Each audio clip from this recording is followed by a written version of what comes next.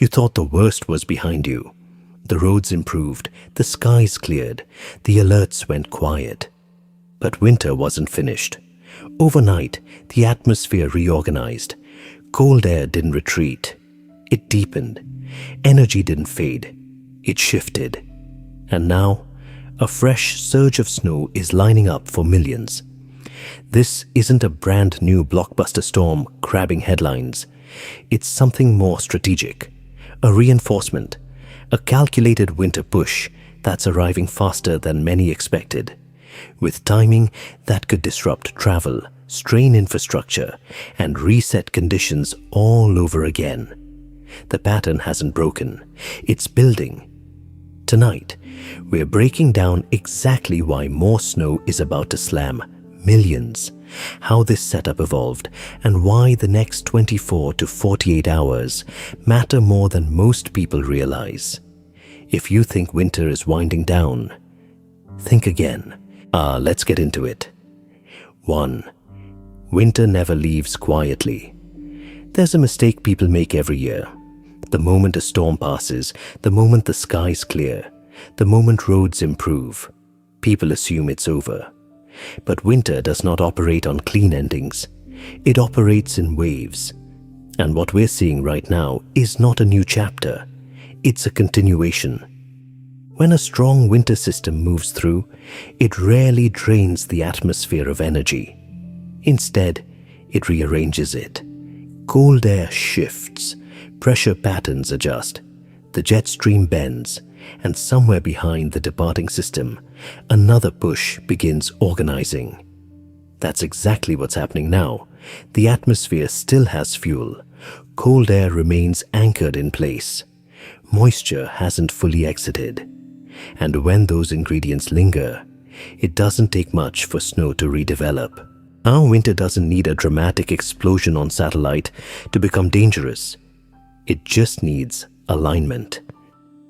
A slight reinforcement of cold, a subtle wave of low pressure, a small nudge in upper-level energy, and suddenly, areas that thought they were done digging out are preparing again. This is why meteorologists pay close attention after a storm ends. Not because we expect another blizzard every time, but because winter patterns rarely shut down immediately. They reload. Cold air masses are dense and stubborn. Once they settle in, they don't retreat easily. If the jet stream continues to dip, it acts like a conveyor belt, guiding disturbances across the same general region again and again. That's how repeated snowfall events occur. Not from chaos, from persistence. Right now, the pattern supports that persistence. And the cold air in place is deep enough to support snow. The upper atmosphere is active enough to trigger lift, and the surface conditions are primed to respond quickly. It doesn't need to look dramatic to be impactful. Sometimes the most disruptive winter setups are the ones that don't scream for attention at first glance. They build quietly, they organize subtly, and then they deliver. That's why this next push matters. Because winter is not finished. It's reinforcing itself. And history shows that the second or third wave of a pattern often catches people off guard. Not because it's bigger, but because people mentally moved on. The lesson here is simple but critical. Never judge the end of winter by a temporary clearing. The atmosphere works in cycles, not headlines. And when cold air remains in position, the door stays open. Right now, that door is still wide open. This is not a surprise storm. It's a continuation of an active winter rhythm, and millions are about to feel the next beat. 2. Cold air placement is everything. When people think about snow, they think about clouds, they think about moisture, they think about how big the storm looks on radar. But snow is not decided by how impressive the system appears. It is decided by temperature, and more specifically, where that temperature sits in the atmosphere. Right now, that placement is the entire story. Snow requires a full column of cold air, not just at the surface, not just at cloud level. From the top of the cloud down to the ground, the air has to cooperate. If there is even a thin layer of warmer air in the middle, snowflakes melt. If surface temperatures hover just above freezing, once accumulation slows. If cold air is shallow, precipitation turns sloppy, inconsistent, inefficient. But when cold air is deep and locked in place, snow becomes efficient. And that is the setup unfolding now. The cold air mass across the region isn't fragile. It isn't marginal. It isn't barely hanging on. It is established. That matters more than most viewers realize. Because once cold air settles in, it behaves differently than a passing chill. It becomes dense. It presses against the surface. It resists being pushed out by incoming systems. When new moisture arrives, it doesn't have to fight to change precipitation type. It simply falls as snow. And here's where it gets even more critical. Small temperature differences create massive outcome differences. 35 degrees, cold rain. 32 degrees, wet accumulating snow. 28 degrees, efficient, steady buildup. 3 degrees can change commute conditions completely. 2 degrees can determine whether roads stay wet or turn icy. One thin layer of warmer air aloft can create sleet instead of snow. This is why forecasters obsess over temperature profiles, not just storm tracks. Right now, the placement favors snow production. The freezing line is positioned in a way that keeps millions on the cold side of this system. That means precipitation won't struggle to accumulate. It won't melt away on contact. It won't transition quickly to rain. It will stick. And because the air mass is already cold before precipitation begins, the first flakes won't waste time melting. They'll begin accumulating almost immediately.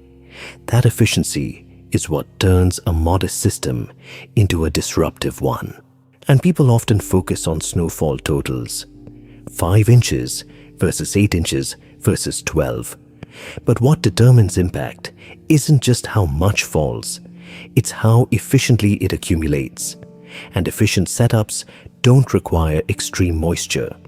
They require stable cold. That stability is in place. The cold air is not being eroded quickly. It's not retreating north. It's not shallow enough to mix out easily. It's entrenched. That means precipitation has a clear path to fall as snow across a wide corridor. This is why this system demands attention. Because when cold air placement is correct, snow becomes inevitable. Not dramatic, not flashy, just inevitable. And once that inevitability locks in, the focus shifts from if to how much and how fast. Right now, the atmosphere has already answered the first question. The cold air is ready. Now the moisture is arriving. 3. Snow bands. Intensify. Fast snow is rarely uniform. It does not fall gently and evenly across an entire state in perfect symmetry. That's not how the atmosphere organizes energy. Instead, it concentrates it. Within a broader area of snowfall, the atmosphere often creates narrow corridors of intense lift. These are snow bands, and they are where conditions escalate quickly. Inside a snow band, snowfall rates can double or even triple compared to surrounding areas. One town may report light, steady accumulation. 20 miles away, visibility drops to near zero. That's the power of banding, and this setup supports it. When upper-level energy aligns with strong temperature contrasts in the lower atmosphere, rising motion strengthens in focused zones. That lift pulls moisture upward efficiently, cools the column further, and enhances snow production. It becomes a feedback loop. Stronger lift creates heavier snow. Heavier snow cools the air more. Colder air supports even more efficient snowfall. And suddenly, a moderate system produces localized bursts that outperform expectations. This is why some winter storms surprise people. Not because the storm itself was misunderstood, but because the banding intensified faster than anticipated. Snow bands can develop quickly and shift slightly over time. They are dynamic features, not static ones. A slight wobble in the storm track or a subtle adjustment in wind direction can reposition the heaviest corridor. That means impacts are not distributed evenly. Some communities may experience manageable conditions. Others may see rapid deterioration in less than an hour. That speed matters. When snowfall rates increase to 1 inch per hour or more, road crews struggle to keep up. Treatment becomes less effective, plows fall behind, traffic slows, accidents increase. It doesn't take extreme totals to create disruption. It takes intensity, and banding is intensity. Another critical factor is visibility. Heavy banded snow reduces visibility dramatically. Even if accumulations are moderate overall, the periods of intense snowfall create short windows of hazardous travel. Drivers enter a band expecting routine winter conditions, and suddenly they can't see beyond the next few car lengths. That transition happens quickly. This system has the ingredients for those focused corridors: strong upper-level support, adequate moisture, deep cold air in place. When those align, the atmosphere becomes efficient at organizing snowfall into concentrated stripes rather than broad, gentle coverage. That's why totals on maps only tell part of the story. Impact is often dictated by where the strongest bands set up and how long they linger. If one of those bands stalls even briefly over a populated area, totals can exceed expectations in a short period of time. And that's what elevates concern, not widespread chaos, but localized intensification. Snow bands don't announce themselves hours in advance with dramatic headlines. They form within the larger structure and strengthen as lift maximizes. And when they do, conditions change rapidly. The lesson here is simple. Don't judge this system by its average snowfall forecast. Watch for where the atmosphere decides to focus its energy, because where it focuses, as conditions escalate fast, and millions sit close enough to that potential corridor to feel the difference. 4. Timing impacts travel more than totals. When people hear a snowfall forecast, the first question is always the same: how many inches? But in reality, the more important question is when, because snowfall timing can turn a manageable event into a disruptive one. Even if totals aren't extreme, 3 inches overnight while most people are asleep is inconvenient. 3 inches during the morning commute is chaotic. This system's concern isn't just accumulation, it's alignment with movement. Road networks operate on rhythm. Morning and evening rush hours create peak stress on highways, city streets, bridges, and interstates. When snowfall begins during those windows, conditions deteriorate faster than crews can respond. Snow doesn't need to be historic to cause gridlock. It just needs to arrive at the wrong time. Right now, the projected timing overlaps with key travel periods in multiple regions. That raises the risk profile significantly. When snow begins falling during high traffic hours, several things happen at once.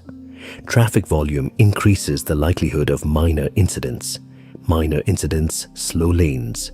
Slowed lanes prevent plows from moving freely.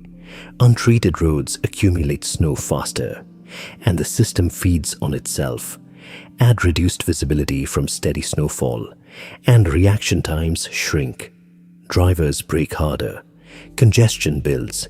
emergency response times lengthen. It becomes less about inches and more about flow. Another critical factor is surface treatment timing. If snow begins before crews can pre-treat effectively, the accumulation gains an early advantage.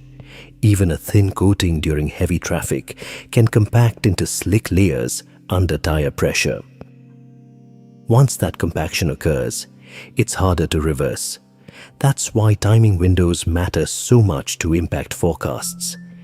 If snowfall begins light and ramps up gradually after peak travel, impacts remain controlled.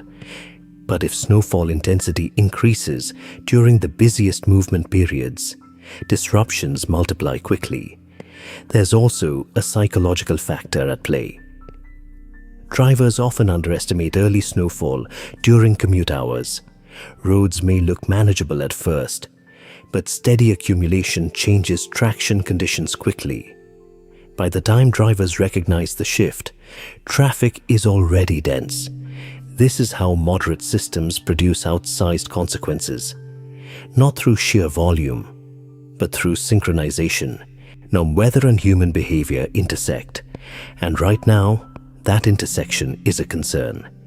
Even if final totals fall within typical winter ranges, the window of arrival increases risk across highways, urban corridors, and secondary roads. Timing is leverage, and in this case, the leverage tilts toward disruption. The lesson here is clear. Do not evaluate this system based solely on projected snowfall amounts. Evaluate it based on when the heaviest rates align with movement. Because in winter weather, the clock can matter more than the tape measure, and this clock is not lining up favorably. 5. Ground temperatures change everything. There's a critical factor most people overlook when they hear a snowfall forecast. They look at the sky, they look at radar, they check the air temperature, but they rarely think about the ground. And the ground is often the difference between a nuisance and a problem. Early in the season, snowfall struggles.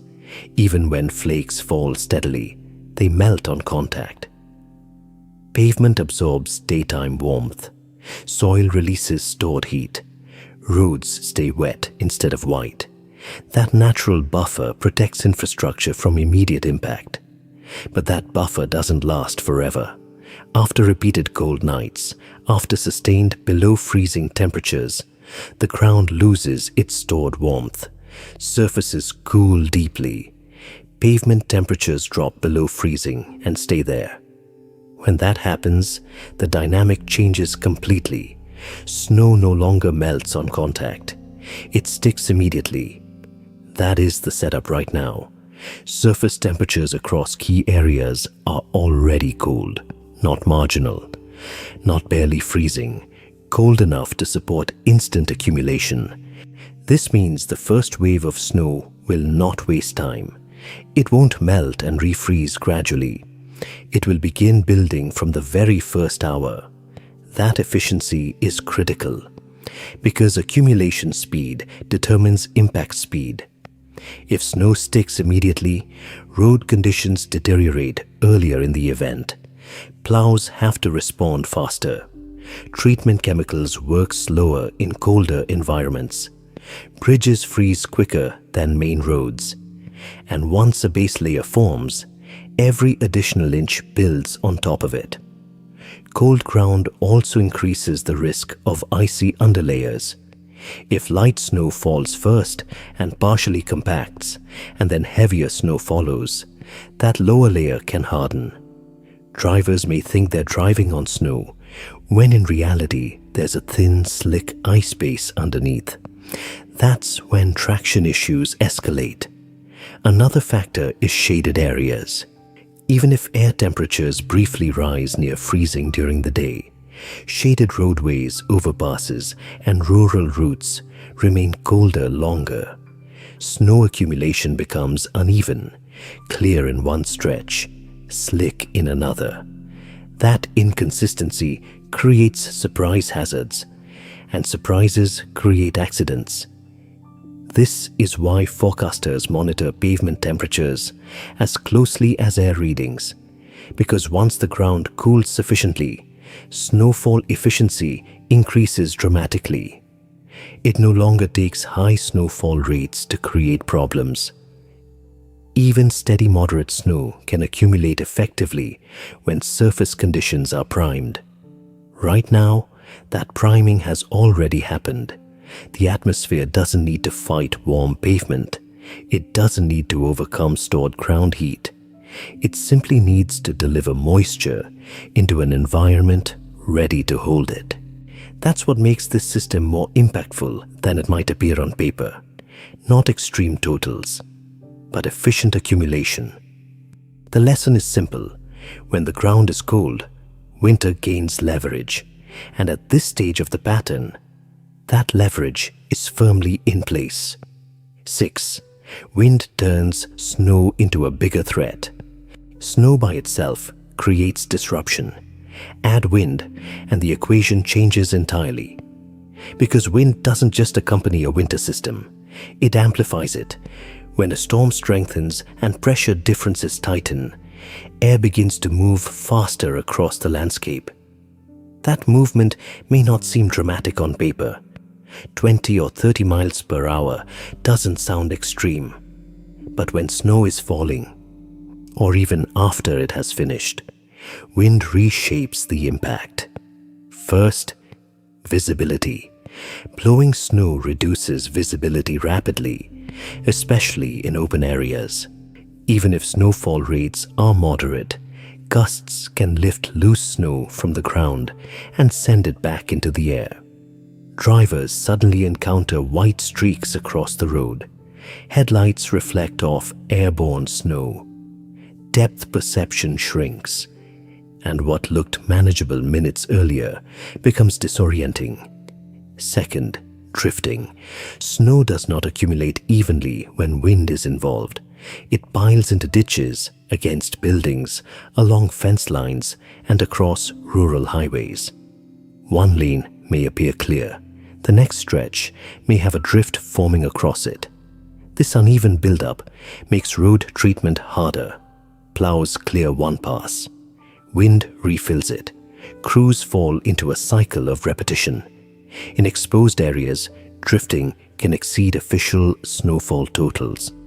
A region forecast for 5 inches may see drifts significantly deeper in localized spots. That's not because more snow fell. It's because wind redistributed it. Third, wind increases the perception of severity. Cold air combined with steady gusts accelerates heat loss from the body. Wind chills drop. Outdoor exposure becomes riskier. Utility infrastructure feels additional stress. If snow accumulates on tree branches and wind begins to push against that added weight, limbs can snap. Power lines can sag. Even moderate winds become more impactful when paired with fresh accumulation. The backside of a winter system is often when wind peaks. After the main precipitation shield moves through, pressure rises rapidly behind it. That rising pressure tightens gradients, gusts increase. People assume the storm is ending, but that's when blowing and drifting sometimes begin. Conditions can actually feel worse after snowfall tapers. Roads that were visible during steady snowfall become obscured again. Rural travel becomes difficult. Open stretches of interstate feel unstable. Wind doesn't increase snowfall totals, but it increases snowfall consequences. And this system is positioned to produce gusty conditions behind the main surge. That means impacts won't end the moment flakes stop falling. They may linger, reshaped by wind. The lesson here is critical. Never evaluate a winter event based solely on accumulation forecasts. Factor in wind, because snow settles quietly. Wind moves it, and once it starts moving, conditions can deteriorate faster than expected, even after the storm appears to have passed. 7. This is part of a larger pattern. If this were an isolated system, the conversation would be simpler. One storm, one round of snow, clean up, move on. But that's not the environment we're in. This system is not operating alone. It's embedded within a broader atmospheric pattern that continues to favor winter reinforcement. And that changes the outlook beyond this single event. Right now, the jet stream remains active and amplified. Instead of running straight west to east in a calm, progressive flow, it's dipping and bending. Those dips allow cold Arctic air to push south. Those bends guide disturbances along predictable corridors. When that configuration locks in, storms don't just pass through once, they repeat. Cold air intrusions arrive in waves. Moisture rides along the same track.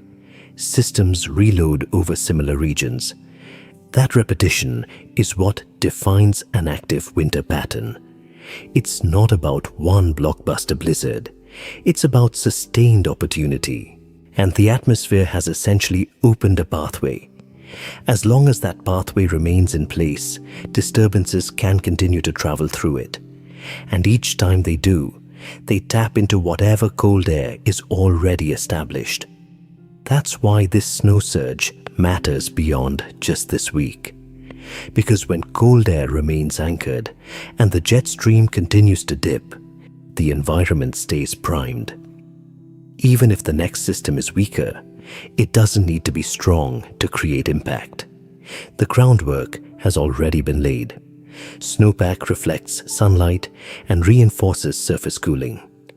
Cold ground temperatures persist longer. Air masses modify more slowly. Each event builds on the last. That compounding effect is what elevates risk over time. Communities may handle one round of snow efficiently. Road crews respond. Power systems hold. Travel disruptions resolve. But repeated events strain systems. Supplies thin. Equipment wears. Patience fades. And small systems begin to feel larger because resilience decreases. This is why meteorologists look beyond the immediate forecast window, not just to predict totals, but to understand momentum. Right now, momentum favors continuation. The larger scale pattern does not suggest a rapid warm-up sweeping everything away. It does not indicate a clean reset. Instead, it supports additional waves.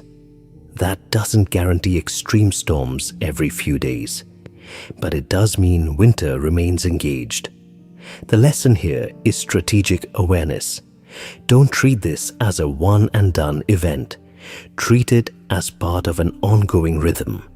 When patterns align like this, they rarely flip overnight. They ease out gradually. And until that shift occurs, each new disturbance has the opportunity to capitalize on what's already in place. This snow surge is not random. It's consistent with the pattern. And until the pattern changes, winter retains control.